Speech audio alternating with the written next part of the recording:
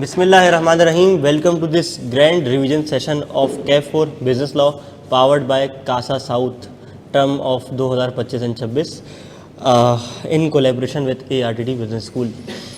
Okay, आज की workshop का एजेंडा क्या है, आज हम क्या पढ़ने जा रहे हैं, ये सब ऑलरेडी आप लोगों के साथ शेयर हो चुका है। आज की वर्कशॉप का एजेंडा सबसे पहले तो मैं आप लोगों को बताऊंगा कि बिज़नेस लॉ में मसला क्या आ रहा है, लोग क्यों फेल हो रहे हैं, ठीक है। और कुछ ऐसे लोग होंगे जिन्होंने बिज़नेस लॉ शायद अभी पढ़ना शुरू करना है, तो उनको सामने रखते हुए भी, और जिन्होंने एक मरतबा कोर्स कंप्लीट कर लिया उनको सामने रखते हुए भी ग्रेड वगैरह के बारे में बताऊँगा।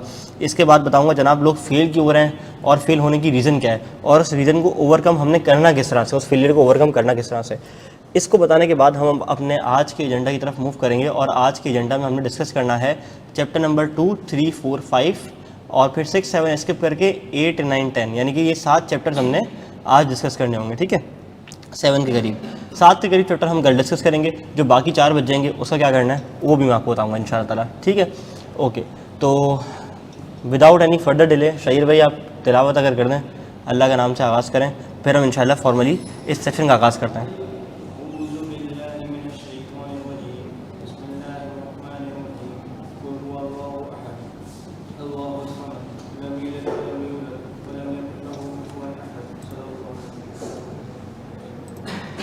अच्छा जी, वो मैं हर क्लास में कहा करता हूँ कि कुछ बच्चे ऐसे होते हैं ना जिनको उनके अम्मा अब्बा ने ना बचपन में वो नहीं दिलाई होती, क्या कहते हैं उसे, ड्राइंग करने के लिए बोर्ड नहीं दिलाया होता और मार्कर नहीं दिलाए होते।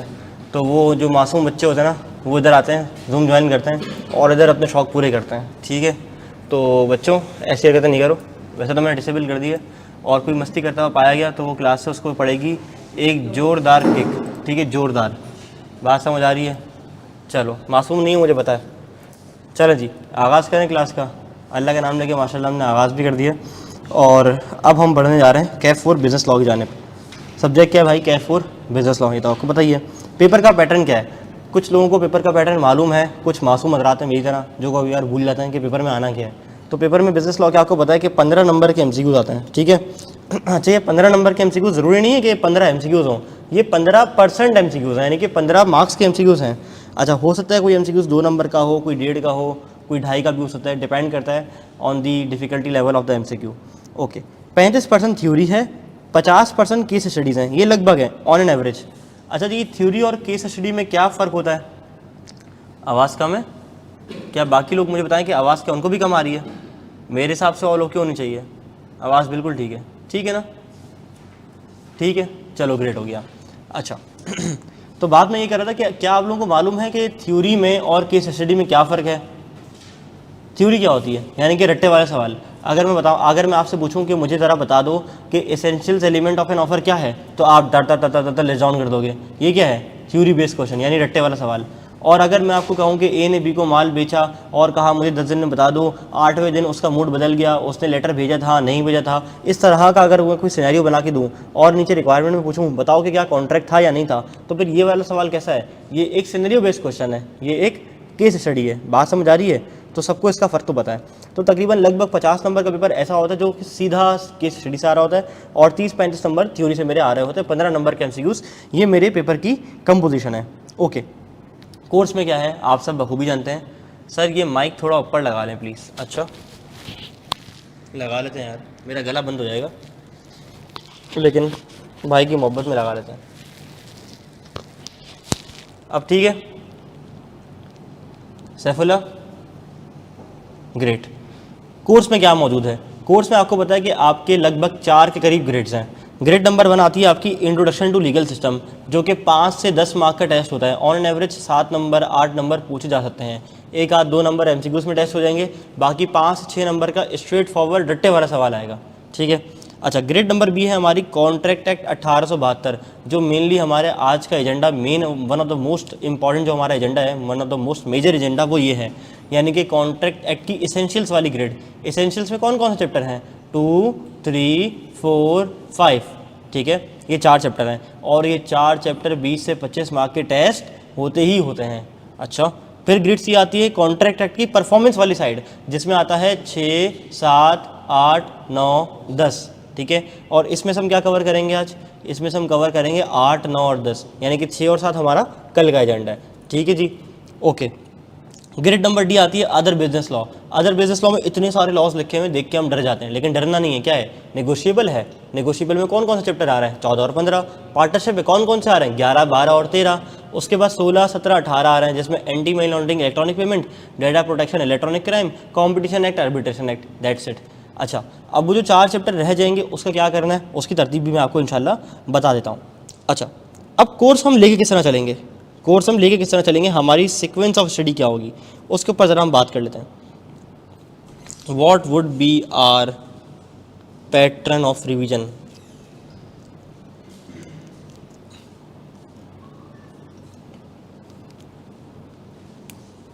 पेन नाराज़ हो गया यार, नहीं चल रहा। वालेकुम अस्सलाम। यार हसन फुरकान, तुम्हारे आते ही मेरा पेन नाराज़ हो गया, मुझसे चल नहीं रहा, चलने से इनकार कर दिया इसने। यार ऐसा नहीं करो। चल गया इंशाअल्लाह, चल गया, क्या बात है।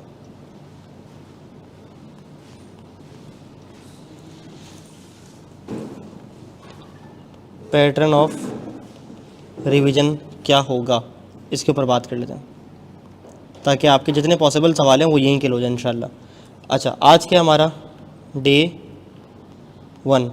डे 1 पे हमारे चैप्टर नंबर हैं 2, 3, 4, 5, 8, 9, 10। अच्छा, तरतीब क्या होगी? तरतीब ये होगी कि मैं आपको चैप्टर का रिवीजन करवाऊंगा, सिर्फ कॉन्सेप्ट्स का, प्रैक्टिस नहीं करवाऊंगा। ये कोई प्रैक्टिस की क्लास नहीं है। अगर प्रैक्टिस करवाना ही हो तो फिर तो मैं पूरा क्रैश कोर्स नहीं करवा दूँ। ये क्या है, 2 दिन के अंदर, लिमिटेड टाइम के अंदर सारे कॉन्सेप्ट बेहतरीन तरीके से रिकॉल हो जाएँ। किसी ने अगर पहली बार भी पढ़ना है, अल्लाह ना करे, खुदा ना खास्ता, तो उसके लिए भी एक आसरे वाला काम इंशाल्लाह हो जाए। अच्छा, इसके बाद आपने करनी है प्रैक्टिस। और प्रैक्टिस के लिए क्या करेंगे? प्रैक्टिस के लिए हम एक बैच की हेल्प लेंगे, अपने एग्जिस्टिंग बैच की। वो है हमारा free of cost customise batch. ठीक है, प्रैक्टिस के लिए हम हेल्प लेंगे किसकी? बोलो भाई, कस्टमाइज बैच की। वो कैसे लेंगे मैं आपको बताता हूँ। यहाँ मैं आपको ना कॉन्सेप्ट्स को रिवाइज करवाऊंगा। लेट से मैंने चैप्टर नंबर 2 के कॉन्सेप्ट्स आपको रिकॉल करवा दिए, रिवाइज करवा दिए। अब आपके बेहतरीन हो गया। अब आप इतने जज्बाती हो चुके हो कि चैप्टर नंबर 2 आपको रिवाइज हो चुका है। अब आपने करनी है इसकी प्रैक्टिस। आपने कहाँ जाना है? आपने कस्टमाइज बैच पे जाना है, चैप्टर नंबर 2 पे जाना है। चैप्टर नंबर 2 की प्रैक्टिस कितने घंटे की आ रही है? बोलो, 1 घंटा 22 मिनट। इसमें बहुत बेसिक सवाल भी होंगे, एडवांस भी होंगे। आपने हर टॉपिक का जो हम स्टडी करेंगे उसके 1 से 2 सवाल उठाने, प्रैक्टिस कर लेना है। कुछ समझ नहीं आई, वीडियो रेफर कर लेनी है। अच्छा, फिर हमने चैप्टर नंबर 3 स्टडी किया। चैप्टर नंबर 3 स्टडी करने के बाद फिर आप चले गए यहाँ पे। अब देखो, इसके जो टोटल लेक्चर्स ही कितने के आ रहे हैं प्रैक्टिस के? सिर्फ 50 मिनट, सिर्फ 50 मिनट यानी आपने देने हैं, और आपकी ज़िंदगी इंशाल्लाह आसान हो जाएगी। बात समझ आ रही है? तो हम कॉन्सेप्ट रिवाइज करके जाएंगे, घर जाते ही आप हर टॉपिक का 1 सवाल उठा के प्रैक्टिस कर लोगे तो पक्का ग्रिप में आ जाएगा। यानी एक दिन में 7 चैप्टर बिजनेस लॉ के खलास इंशाल्लाह। ठीक है, बात समझ आ रही है? तो ये हमारी रहेगी तरतीब ऑफ स्टडी इंशाल्लाह। बात समझ आती है? ऑनलाइन वाले यहाँ तक क्लियर है?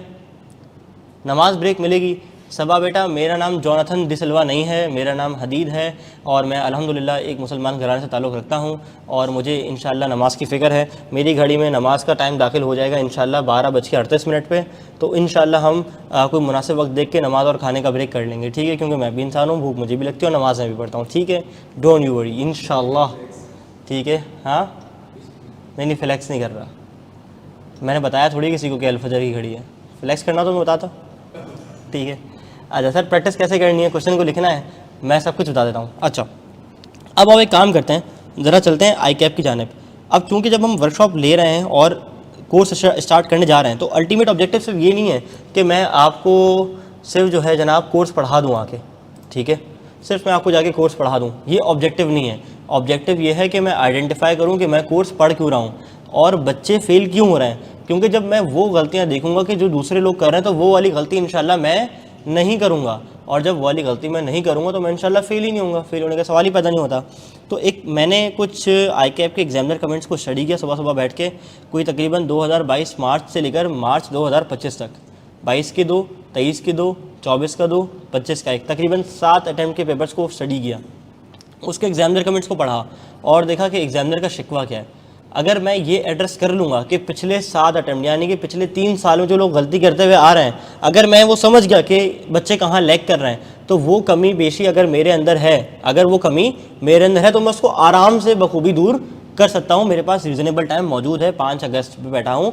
कब पेपर है बिजनेस लॉ का?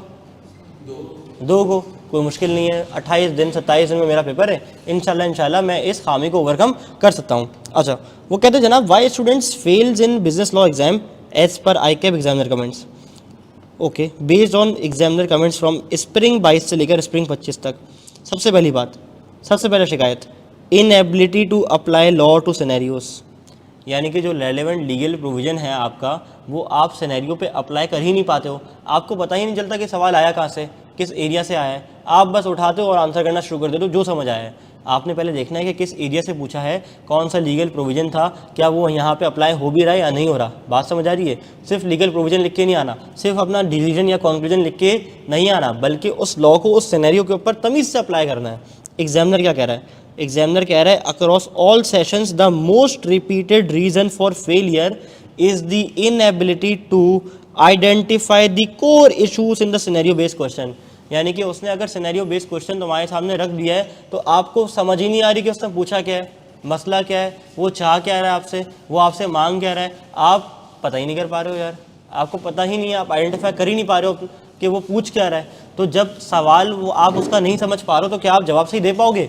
आप कभी भी सवाल का जवाब सही नहीं दे पाओगे। Apply the relevant provisions of laws to those issues, जाहिर सी बात है जब सवाल ही समझ नहीं आया तो आप लॉ का प्रोविजन कैसे अप्लाई कर सकते हो? नहीं कर सकते। अच्छा, ICAP क्या कह रहा है? ICAP कह रहा है कि examinees should first ascertain the core issues and then identify and apply the relevant provision of the law that address the applicable issue. कह रहा है भाई पहले आप सिनेरियो को समझो, उसके बाद उस पर रेलिवेंट लॉ को अप्लाई करो। अब कुछ हज़रात ऐसे होंगे, ओहो ये बात तो हमें पता ही नहीं थी, अब तो 5 अगस्त से बैठे हैं, अब क्या होगा, चलो नई स्कीम कब आ रही है, मार्च 26 में आ रही है, अल्लाह अल्लाह, या अल्लाह बचा ले या अल्लाह। वो ऐसे परेशान हो रहे होंगे। तो आपने परेशान नहीं होना, मैं आपको सारा सब कुछ सोल्यूशन दे के जा रहा हूँ इंशाल्लाह आज क्लास में। सिलेक्टिव स्टडी, ICAP कह रहा है भाई कि एग्जामिनीज को मैंने देखा है कि वो क्या कर रहे हैं, examiners frequently highlight that students prepare selectively leading to poor performance in unexpected questions. कह रहे हैं कभी कभार जो है वो आप क्या करते हो जनाब, बोलो, सिलेक्टिव स्टडी करते हो, और सिलेक्टिव स्टडी करने की वजह से आपके पास जो अगर अनसीन सवाल आ गया ना, जो पहले कभी ICAP ने नहीं पूछे, कोई ऐसा एरिया टेस्ट कर लिया जो आज तक ICAP ने नहीं पूछा, तो उधर बच्चे बोल्ड हो जाते हैं, क्लीन बोल्ड। अच्छा सर इसकी मीटिंग ID क्या है, लिंक से बार बार एरर आ रहा है मेरी फ्रेंड का। यार मीटिंग ID कहाँ से निकलती है, किसी को पता तो भेज दो। ग्रीन कलर का निकल रहा है, नहीं आ रही यार यहाँ से, इनवाइट करते ना जरा, कॉपी इनवाइट लिंक आ रहा है, हाँ मीटिंग पासकोड आ रहा है, हाँ ये रही ना लिंक, मैं लिख देता हूँ यहाँ पे 9918854806 ये मीटिंग ID है, पासवर्ड इसका है 084779। ठीक है, चलो जी, थैंक यू। ओके, अब वो कह रहे हैं अनसीन क्वेश्चंस कहाँ कहाँ आए थे, अनएक्सपेक्टेड क्वेश्चन कौन कौन से थे, वो ये रहे। इसको ज़रा हाईलाइट कर लो अपने पास अच्छी तरह से। देखो ये मैं वो फाइंडिंग्स निकाल के ला रहा हूँ ICAP के एग्जामिनर कमेंट से, जिसमें वो बता रहे हैं कि बच्चे यहाँ फंस गए। तो ज़रा घर जाके ये वाला सवाल सॉल्व करना जब हम रेलेवेंट चैप्टर्स पढ़ लें, क्या मैं तो नहीं फंसा यहाँ पे, ये वाले सवाल नोट कर लो, ठीक है। अच्छा, कह रहा है weak understanding of scenario based questions, student struggle कर रहे हैं क्या कि क्वेश्चन में पूछा क्या जा रहा है, वही वाली बात। Aligning with their answer with the requirement of the scenario, जब सवाल समझ नहीं आया तो आंसर कैसे दोगे सही से, दोबारा वही बात कर रहे हैं ना। अच्छा, स्प्रिंग बायस में एग्जामिनर कमेंट क्या है, कहता है कि framing of answers which does not match with the requirement of the scenario will result in wastage of precious examination time. Sir paper तो बहुत अच्छा हुआ है, इस बार तो मैं क्वालिफाई हूँ, इस बार कैफ निकल जाएगा सर, बिजनेस लॉ फंसा हुआ था आपके भाई का, बस हो गया सर, अच्छा हो गया, दोबारा 35 नंबर, दोबारा 36 नंबर, दोबारा 45 नंबर। हमें लगता है कि हम बेहतरीन परफॉर्म करके आए पेपर में, लेकिन वो परफॉर्मेंस ICAP के हिसाब से बेहतरीन नहीं होती। क्यों? क्योंकि वो कह रहा है जनाब आप सवाल समझ ही नहीं पा रहे हो। अब तुम लोगों को ये 3-4 कमेंट्स मैंने पढ़ा दिए, अभी और मज़ीद पढ़ाता हूँ, फिर तुम लोग से पूछूंगा कि इशू कहाँ आ रहा है, तुम मुझे बताना। अच्छा, repetition of low scoring questions, ये चंद ऐसे सवाल निकाले मैंने जो ICAP कह रहा है कि यार इन सवालात में बच्चों ने बहुत बुरा परफॉर्म किया है, इसका भी स्क्रीनशॉट ले लो। कह रहे some questions consistently receive low passing percentage reflecting repeated mistakes, इन सवालात में बच्चों ने मुस्तकिल मिस्टेक्स की हैं, तो ज़रा तुम लोगों ने अटैम्प्ट करना है और बग़ैर आंसर देखे इसको सॉल्व करना है। सॉल्व करने के बाद एग्जामिनर कमेंट से मैच करना है कि देखना कि यार ये गलती तो नहीं कर रहे, अगर वही सेम गलती हुई ना कोई बात नहीं, खुश होना फिर भी, या अल्लाह का शुक्र है मैं बच गया, मेरी बचत हो गई। मैं तो ये गलती पढ़ के जा रहा हूँ, समझ के जा रहा हूँ, अब मैं ये वाली मिस्टेक रिपीट नहीं करूँगा अगर आई कैप में दोबारा टेस्ट कर ली। और अगर तुमने इसको सॉल्व कर लिया तो माशाल्लाह बेहतरीन, गुड। लेकिन ये सवाल ज़रूर सॉल्व करके जाना, ठीक है। अच्छा, superficial attempt of case loss, student often mention full provisions or irrelevant loss instead of tailoring the answer to the issue। समझ रहे हो? बस रेलेवेंट प्रोविजन जो याद आया वो पूरी किताब उठा के छाप दी। किताब का पेज उनके आँख में सामने था, रट्टा बहुत अच्छा लगाया होता, सर ने कहा था रट्टा लाजमी होना चाहिए, तो बस लिख दिया। बात समझ आ रही है? ओके। एग्जामिनर की वार्निंग है स्प्रिंग बाइस में, वो कह रहा है भाई जनाब प्यारे भाई, mentioning of the entire provision of the law is not a good examination technique. कि पूरे प्रोविजन आप उठा के लिख रहे हो। आपने रेलेवेंट प्रोविजन लिखना है कंसाइज, और अपने आंसर को फ़ौरन लिंक कर देना है, पूरी राम कथा खोलने नहीं बैठ जाना है। बात समझ आ रही है? चलो, lack of legal language, student often lack precision in legal terms का ख्याल नहीं रखते, proper reference to relevant sections और illustrations, this weakens the presentation and reduces credibility of the answer. अच्छा, ओवरऑल परफॉर्मेंस ट्रेंड क्या था? ये कोई मेरा पासिंग परसेंटेज आ रही है, ठीक है जी, हाँ जी, नहीं पहले की थी। Observation, while the overall percentage fluctuates between 31 and 45%, the cause of failures remains the same। कितनी अलार्मिंग बात है। पिछले 7 अटैम्प्ट का सिर्फ हमने उठा के ना पोस्टमार्टम किया है, और पिछले 7 अटैम्प्ट का पोस्टमार्टम करने के बाद मुझे क्या फील हो रहा है, एग्जामिनर को क्या फील हो रहा है? सोचो अगर मैं एग्जामिनर हूँ तो मुझे कितना बुरा फील होगा कि यार समझ ही नहीं आ रही है इन लोगों को। एक तुम इंसान को किसी कोई बात समझाओ और वो तुम्हारी बात ना सुने, 1 बार समझाओ, 2 बार, 3 बार, 4 बार, 5 बार, एग्जामिनर 7 मरतबा समझा चुका है और एंड पे क्या बोल रहा है? ऑब्जर्वेशन क्या है कि भाई नहीं सुधरे, अब तक नहीं सुधरे, तो कब सुधरोगे भाई? हाँ। अच्छा, फाइनल टेक अवे क्या आप लोगों के लिए? इससे आपको क्या लाइफ लेसन मिलता है बताओ दोस्तों? लाइफ लेसन क्या मिलता है आपको? नहीं, मसला बेसिकली आ कहाँ रहा है? ड्राफ्टिंग में मसला आ रहा है। और बताओ, सिलेक्टिव स्टडी मसला आ रहा है। अच्छा, की टेक अवेज में वो कह रहा है कि भाई स्टडी सिलेक्टिव नहीं करनी है आपने, सवाल अच्छे से पढ़ना है, लीगल इशू आइडेंटिफाई करना है, फिर लॉ को अप्लाई करना है, जनरल प्रोविजन लिखने से गुरेज करना है, स्पेसिफिक रहना है, और प्रैक्टिस करनी है क्वेश्चन की लीगल लैंग्वेज और स्ट्रक्चर के साथ। ये काम अगर कर लोगे तो फिर पास हो जाओगे। रट्टा लगाने में मसला आ रहा है। इंशाल्लाह हम क्लास में अभी ऐसा रिविजन करेंगे, याद हमें साथ साथ होना शुरू हो जाएगा, और मैं आपको तरीका बता दूँगा याद किस तरह करना है, लेकिन याद आपने लाजमी करना है। याद किए बगैर बिजनेस लॉ में आसरा नहीं है, ठीक है। चलो जी, बढ़ जाऊँ मैं आगे। तो हसन फुरकान ने क्या कहा कि मसला कहाँ आ रहा है? ड्राफ्टिंग में। अच्छा सर, क्वेश्चन पढ़े तो समझ नहीं आता कि कौन सी सिचुएशन है। इसके लिए शफिया आपको याद करना बेहद ज़रूरी है। सर ये PDF शेयर कर देंगे प्लीज़, ये मद्दा लगा के प्लीज़ क्यों बोला, ऐसे ही बोल दो प्लीज़, कर देंगे, ऐसी टेंशन नहीं है, कर देंगे इंशाल्लाह, ठीक है। अच्छा, अब एक सवाल आया कि क्वेश्चन पढ़ें तो समझ नहीं आता कि कौन सी सिचुएशन है। ये क्यों होता है? अगर मुझे चैप्टर याद नहीं है तो ऐसे ही होगा, पढ़ूंगा समझ ही नहीं आएगा कहाँ से आया, कहाँ से पूछा है। अगर मुझे चैप्टर नंबर 2 याद है, 3 याद है, 4, 5, 8 याद है, अगर मुझे पता है कि उसने एक ऐसा सिनेरियो दे दिया है कि एक बंदे के घर के बाहर उसका जो है ना वो गैस पाइप लीक हो गई थी, ठीक है, उससे मोहल्ले में वो आलूदगी फैल रही थी, एक बंदा आया उसके गैस पाइप रिपेयर करा दिया और बोला कि मुझे लाओ इस गैस पाइप रिपेयर कराने के पैसे दे दो। आप बताओ कि आगे वो पैसे ले सकता है या नहीं ले सकता? अब हाँ, अब अगर आपको याद नहीं होगा चैप्टर तो आप क्या बोलोगे? सर समझ नहीं आ रहा, गैस पाइप कहाँ से आ गया बिजनेस लॉ में, ये तो सुई गैस की बातें हो रही हैं। अगर आपने कॉसाई कॉन्ट्रैक्ट पढ़ा होगा तो आपको याद आएगा कि पेमेंट बाय नहीं, इंटरेस्टेड पर्सन नहीं है, इंटरेस्टेड पर्सन नहीं है। हाँ हाँ जी, इंटरेस्टेड पर्सन है, रीइंबर्समेंट ऑफ एक्सपेंसेस है, लेकिन क्या है कॉसाई कॉन्ट्रैक्ट। सही पहचान लिया। तो बात समझ आ रही है। तो कॉसाई कॉन्ट्रैक्ट में क्या था कि अगर उस बंदे ने उस चीज़ का फ़ायदा भी उठा लिया और वो ज़रूरी भी था, बेनिफिट भी ले लिया, तो अब क्या करना पड़ेगा, उसको पेमेंट करनी पड़ेगी। तो बताने का मकसद ये था कि अगर मैंने कॉसाई कॉन्ट्रैक्ट का चैप्टर पढ़ा हुआ है, मुझे प्रोविजंस याद हैं, अब देखो सबने यहाँ बैठ के पहचान लिया। लेकिन अगर शफिया आपको पता ही नहीं होगा कि कॉसाई कॉन्ट्रैक्ट कभी देखा ही नहीं होगा, याद कभी किया ही नहीं होगा, तो कैसे आप पिक करोगे? मेरी बात समझ आ रही है? डन है।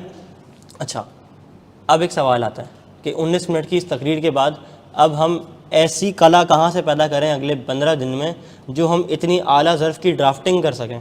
सेशन में तो बच्चे 4 महीने पढ़ते हैं, 5 महीने पढ़ते हैं, फिर जाके ड्राफ्टिंग प्रैक्टिस करते हैं, फिर आती है। तो अभी क्या आप वर्कशॉप में कोई यूँ हैरी पॉटर की छड़ी घुमा देंगे, ड्राफ्टिंग अचानक से आ जाएगी, क्या करेंगे? लेक्चर देखेंगे मेरा? कौन सा लेक्चर देखेंगे? ये देखो, एक लेक्चर मैंने आपके लिए स्क्रीनशॉट यहाँ पर रख दिया है, ये मेरे अपने चैनल पर अपलोडेड है। इसका नाम है Kaif for business law drafting master class, ठीक है। अच्छा, इसके कुछ कमेंट्स पढ़ के बताऊँ, गलती समझ नहीं आ रही ना, अभी बताता हूँ। फातिमा रुक जाओ, ये देखो एक बच्चे का कमेंट है, last time my paper got failed with good preparation, I started asking from myself, ओ हो मैंने क्या ऐसा कर दिया, अपने आप से सवाल कर रहा था बेचारा, and seniors, and I came to know that how important drafting is, but unfortunately here in पता नहीं कौन सा Peshawar, no one talk about drafting techniques, and finally found your video which will help me in passing this attempt. अच्छा देखो, मैं ज़्यादा तो 3-3 घंटे के सेशन लगाता, ड्राफ्टिंग करवाता, लेकिन ये वीडियो कितनी मिनट की है बोलो, 1 घंटे 21 मिनट की है यार। बस ये ले लो, उसकी नोटिंग कर लो। और मैं एक बात बताऊँ, एक और बंदे का फीडबैक देता हूँ। एक भाई है हमारा विंजार, बहुत पुराना स्टूडेंट है यहाँ का, तो मुझे काफ़ी टाइम से जानते भी हैं। जब विंजार का पेपर 4 दफ़ा कोई बिज़नेस लॉ का रुका ना, तो उसने मेरी ड्राफ्टिंग की वीडियो देखी, एक मरतबा शुरू में देखी और एक मरतबा एग्ज़ाम में जाने से पहले देखी, एक रात पहले, और उन्होंने आके यहाँ पे फीडबैक रिकॉर्ड करवाया कि मेरी उस वीडियो से, इस वीडियो से मुझे बहुत अफाका हुआ है, मुझे समझ आ गया कि मैं फ़ेल क्यों हो रहा था। बात समझ आ रही? तो एक बार ज़रूर देखना जो फेल हो रहा है, फिर फीडबैक देना यहाँ पे नीचे जाके, ताकि अगली बार जब वीडियो बना रहा हूँ ना तो तुम लोगों के कमेंट्स ही पढ़ रहा हूँ, ठीक है। अच्छा, struggling from the last 3 months on how to draft answer and finally found a solution, जज़ाकल्लाह, ग्लैड फाउंड दिस वीडियो में, अल्लाह पाक ब्लेस यू, रियली हेल्पफुल। बात समझ आ रही है? हाँ, बाकी कमेंट 3 ही आए हुए थे यार मेरे ख्याल से, हर कोई कमेंट करता नहीं है ना, हर नॉट एवरीवन अप्रिशिएट्स, ठीक है। अहमद रज़ा कह रहा है देख लिया सर, ये तो देख लिया, बस अच्छी बात है, देख लिया। चलो अब हमारी कहानी का आगाज़ होने जा रहा है। अब अपने हिफाजती बंद बांध लीजिए, ज़रा क्लास में कुछ लोगों से बातचीत कर लूँ और ऑनलाइन वालों को भी देख लूँ कि कितने ऐसे लोग हैं जो मेरे रेगुलर के हैं। ऑनलाइन में तो बहुत ही कम ऐसे हैं जो कि मेरे इवन रेगुलर बैच के स्टूडेंट्स से, वो सब लोग पढ़ के 1-2 मरतबा कोर्स ख़त्म करके साइड हो चुके हैं। अच्छा, शहीर हसन फुरकान, हाफिज़ अमान, समीउल्लाह, साहिल देव, हाशिर, ठीक है, ये सब लोग आए हुए हैं। और यहाँ कोई ऐसा जो जिनसे मुझसे सेशन नहीं पढ़ा उस बार? हाँ जी, यहाँ कोई ऐसा बैठा हुआ है मर्द हज़रात में जिसने इस बार मुझसे बिज़नेस लॉ नहीं पढ़ा था? इतना मारूँ ना तुम्हें। अच्छा, और यहाँ पे आपने पढ़ा है मुझसे? हाँ जी, कस्टमाइज़ पढ़ा है? नहीं पढ़ा कस्टमाइज़। बिज़नेस लॉ वैसे रेगुलर में कहीं से ही पढ़ा है आपने? कहीं और से पढ़ा है? कहीं और से रेगुलर कोर्स तो पढ़ा हुआ है ना, पहली बार तो नहीं पढ़ लेना। चलो अल्हम्दुलिल्लाह, ग्रेट हो गया। ओके, आईरैक मेथड ऑन टॉप, जो बात है अली अहमद। ओके, अच्छा अब आप लोगों ने क्या करना है, थोड़ा सा खामोश रहना है। चलो अल्लाह का नाम लेके आगाज़ करते हैं चैप्टर नंबर 2 से।